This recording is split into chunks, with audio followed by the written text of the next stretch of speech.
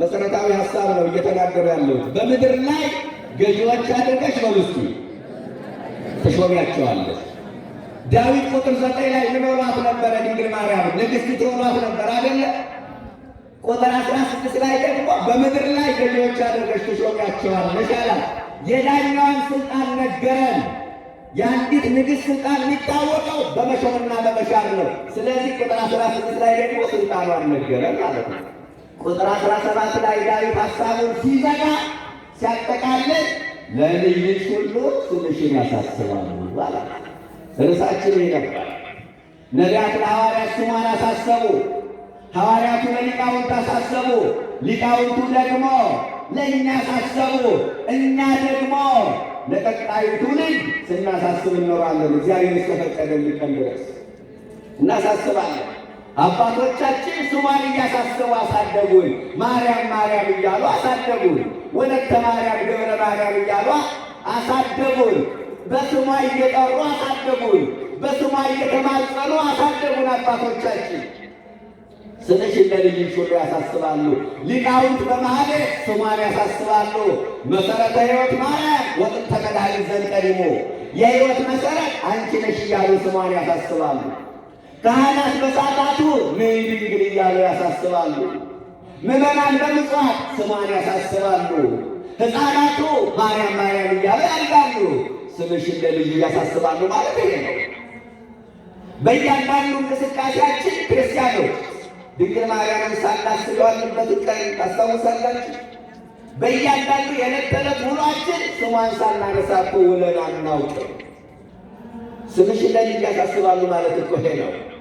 ሲከፋንም ደስ ይለንም ቀድማት የምትለን ድንግል ማርያም ነች። ስሟን እናሳስባለን። ሲከፋን የጭንቅ አማላጇ እመቤቴ ድረሽልኝ እንላታለን። ደስ ይለን ደግሞ እሰይ ስለት የሰመረ ብለን እንዘምርላታለን። በተለይ አንዲት ነፍሰ ጡር ጸንሳ እስከምትወልድበት ቀን ድረስ የድንግል ማርያምን ስም ለማሳሰብ አንዲት ነፍሰ ጡር ምክንያት ነች። ነፍሰ ጡሮች አላችሁ? እስቲ ካላችሁ እጃችሁን እስኪ ነፍሰ ጡር የለም የለም? የሚወዱ ሴቶች እየጠፉ መጡ።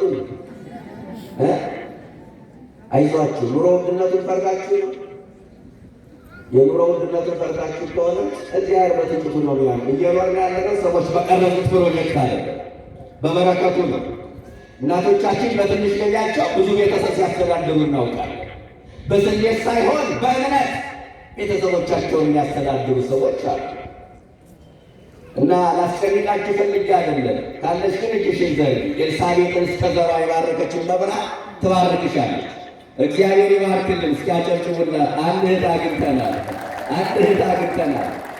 ደስ ይላል። መብርሃን ትባርክልሽ። በማይጸንሻለሁ አሜን በሉ እንጂ በደም ምን ነው ምቀኝነት ነው እንዴ? እና ምን ልላችሁ ፈልጌ ነው፣ አንድ ነፍሰ ጡር መንገድ ላይ ልታገኙ እንዳገኛችኋት ማርያም በሰላም ምን ትበልሽ ትገላግልሽ። ገላጋይ መሆኗን እንመሰክራለን፣ ስሟን እናሳስባለን ማለት እኮ ነው። ከዛ ሕፃኑ በማኅፀኑ ሆኖ የድንግል ማርያምን አማላጅነት እየሰማ ይቆያል። የምትወልድበት ቀን ደርሶ ምጡ ሲበረታ ዘመድ ወዳጅ ተሰብስቦ ደግሞ ማርያም ማርያም የጭንቅ አማላጇ እመቤቴ ምን ትበልሽ ትቅረብሽ፣ ለሐዘናችን መረጋጋት ለጭንቀታችን መፍትሄ የምትሰጥ እናት መሆኗን እንመሰክራለን። አያችሁ፣ ስምሽን ለልጅ ያሳስባሉ ማለት እኮ ነው።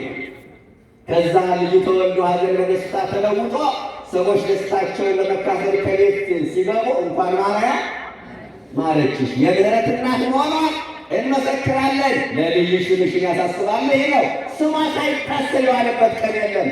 ከዛ ሰዎች ደስታውን ተካፍለው ከቤት ሲወጡ ማርያም በሽልም ምን ትበልሽ ታውጣሽ፣ ሽልማቴ ማረጌ ክብሬ ሞገሴ ጌጤ ውበት ያንቺ ነሽ እያለ ያድጓል። ስሟ ለዘላለም የተመሰገነ ይሁን።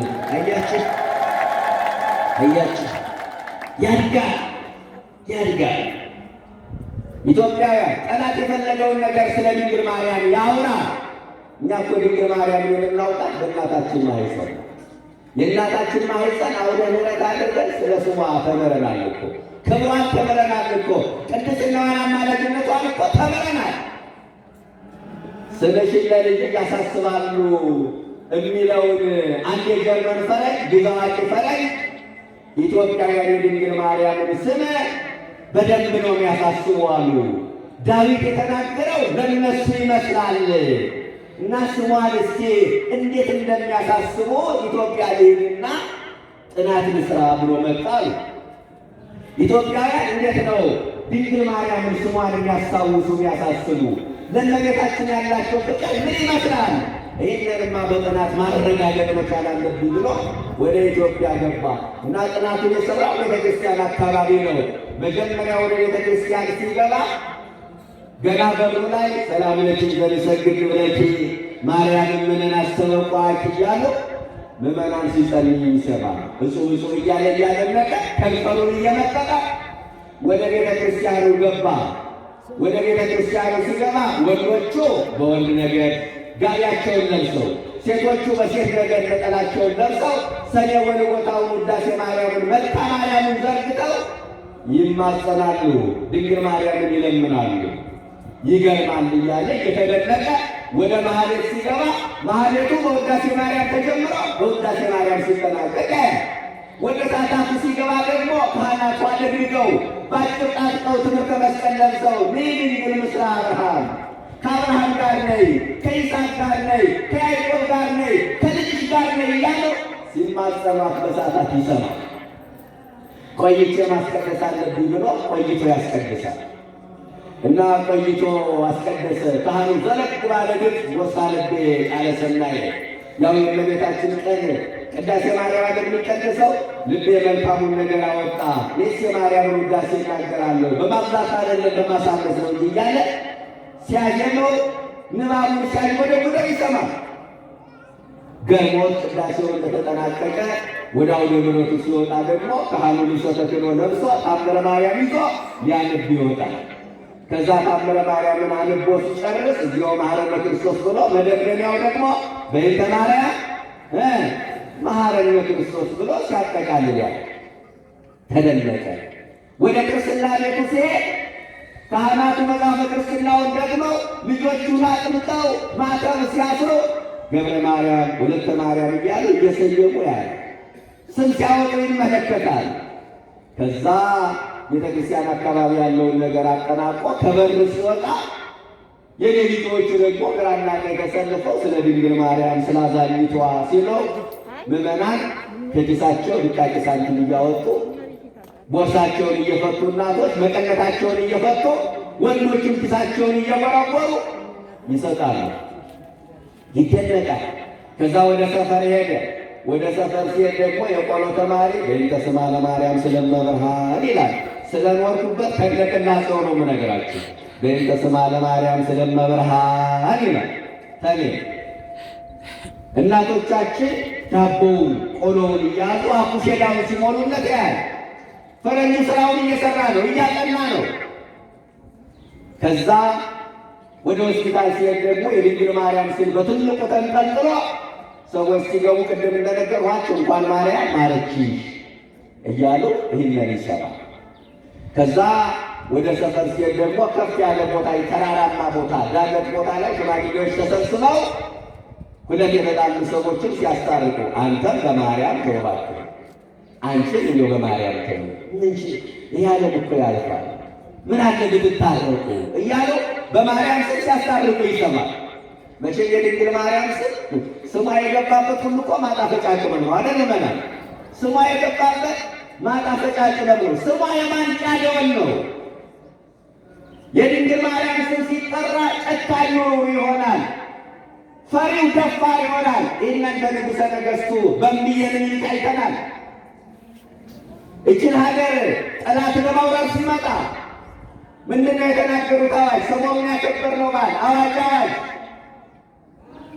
ጠላት ሀገር ለመውረር ሃይማኖት ለማስቀየር ኢትዮጵያን በቅኝ ለመግዛት መጥቷልና ወጣት አዛውንቱ ሴት ወንዱ ሳትሉ አብራችሁ ይዝመቱ። ወስንተ የቀረ ግን እግዚአብሔር ድልን ሰጥቶ በሰላም ብመለስ ማርያምን ምን አልልም አልምርህም። አያችሁ ማርያምን አልምርህም። ምክንያቱም ህዝቡ ቢፈራ አይገርምም። እነዛ የመጡ በፈረስ ነው፣ በሰረገላ ነው። ህዝቡ የሄደው በእግር ነው። እሙንቱ ሰብአ ፍራስ ወሰረገላት አለ ነቢዩ ዳዊት። ለእኛ የዘመረ ነው የሚመስለው። እነሱ በፈረስ መጡ፣ በሰረገላ መጡ፣ እኛ ደግሞ በእግር ሄድን። እነሱ በአውሮፕላን መጡ፣ እኛ በፈረስ ሄድን። እነሱ የዘመነ መሳሪያ ታጥቀው መጡ፣ እኛ ከዚህ ግባ ማይባል መሳሪያ የድንግል ማርያም ስም ጠርተን ተጓዝን። ስለዚህ ህዝቡ ቢፈራም አይገርምም። ማርያምን አልምርህም ሲሉ ፍርሃት የወረረው የኢትዮጵያ ህዝብ ስሟ የማንቃዴዎን ነውና፣ ስሟ ማጣፈጫ ቅመም ነውና ማርያም የሚለውን ስም ሲሰማ አድዋ ድረስ ማርያም ማርያም እያለ ዘመተ። ጠላትን አሸንፎ ሲመለስ ማርያም ማርያም እያለ የዘመተ ህዝብ አፉ ማርማር እያለው ተመለሰላቸዋለሁ ወገኖች፣ አፉ ማርማር እያለው ተመለሰ። አያችሁ፣ የድንግል ማርያም ስም ሲጠራ ፈሪው ደፋር ይሆናል ነው፣ ጨካኙ ይሆናል። እናንተም በማርያም ተው፣ አንተም በማርያም ታረቅ ሲባል ይታረቃሉ። ፈረንጁ አሁንም እያጠና ነው። ከዛ ሕፃን ልጅ ደግሞ ለብቻው ሲቦርቅ ሲጫወት ያያል። ምን ሆኖ ነው ለብቻው የሚጫወተው? አጫዎች ካጠገቡ የለ። ምክንያቱ ምንድነው ሲል ማርያም እያጫወተች ይልኛል።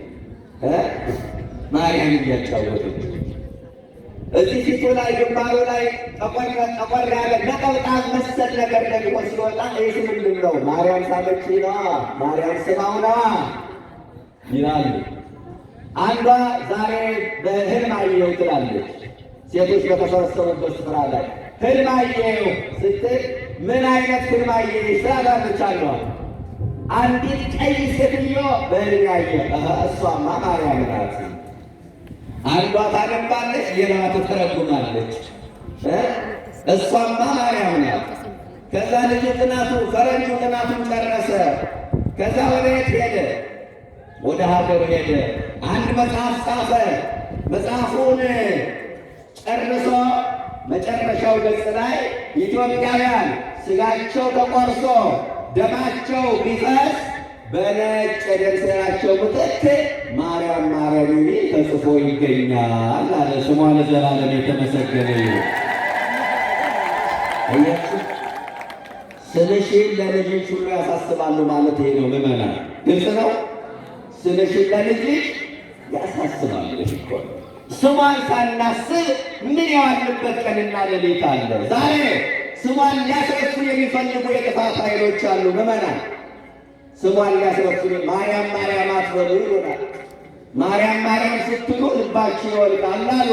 እኛ ደግሞ ማርያም ማርያም ባልነ ቁጥር አፋችን ሁሉ ማርማር ይለዋል ብለን መልስ እንሰጣለን። ምዕመናን አፋችን ሁሉ ማርማር ይለዋል። እውነት ነው።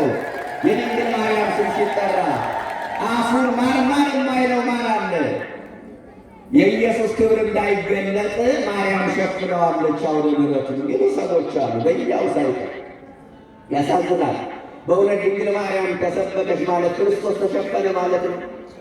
እሱ ተደበቀ ማለት ነው። የክርስቶስ ክብር እንዳይገለጥ ማርያም መጋረጃ ሆነዋለች ብለው በድፍረት የሚናገሩ ሰዎች አሉ። በእውነት ድንግል ማርያም መጋረጃ ነች። ክርስቶስን ያየንባት መስታወት ማን ሆነችና? ስሟ ለዘላለም የተመሰገነ ይሁን። ክርስቶስን ያየንባት መስታወት ማን ሆነችና? ድንግል ማርያም ነች።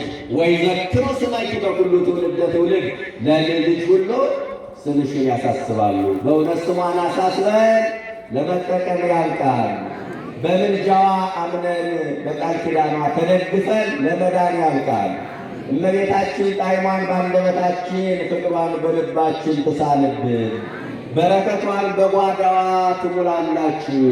ንስሐ ገብተን ሥጋውን በልተን ክቡር ደሙን ጠጥተን የአባቶቻችን ከተማ የቅዱሳንን ርስት እንድንወርስ ቅዱስና መልካም ፈቃዱ ይሁንልን። ወስብሐት ለእግዚአብሔር።